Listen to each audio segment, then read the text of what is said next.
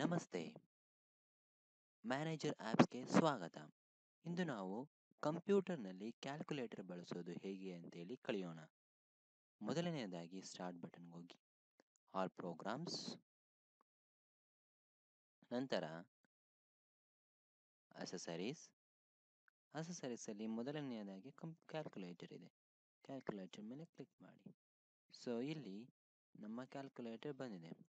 ನಿಮ್ಗೆ ಇಷ್ಟವಾದ addition, subtraction, multiplication, division, ಇವನ್ percentage, root ಇದನ್ನೆಲ್ಲ ನೀವು ಕಲಿಬೋದು. 1/x, MC, MC ಎಲ್ಲ ರೀತಿಯಾದ ಕಂಪ್ಯೂಟರ್ ಸಲಹೆಗಳನ್ನು ಇಲ್ಲಿ ನೀವು ನೋಡಬಹುದಾಗಿದೆ. ಮತ್ತು ಕಂಪ್ಯೂಟರ್ಗಳಲ್ಲಿ ಹಲವು ವಿಧಗಳಿವೆ. Standard, scientific, programmer, statistics, history. So ವಿಧವಾದ ಕ್ಯಾಲ್ಕುಲೇಟರ್ಸ್ಗಳನ್ನು ಕೂಡ ನೀವು ಉಪಯೋಗಿಸ್ಬೋದು. ನಂತರ ಈಗ ಉದಾಹರಣೆಗೆ ಸೈಂಟಿಫಿಕ್ ಕ್ಯಾಲ್ಕುಲೇಟರ್ ಓದ್ತಿದ್ರೆ ಸೈಂಟಿಫಿಕ್ ಬರುವುದು. ಸೈನ್, ಕಾಸ್, ಟ್ಯಾನ್ ಎಲ್ಲ ನೋಡ್ಬೋದು. For example, sine of 90 degree is equal to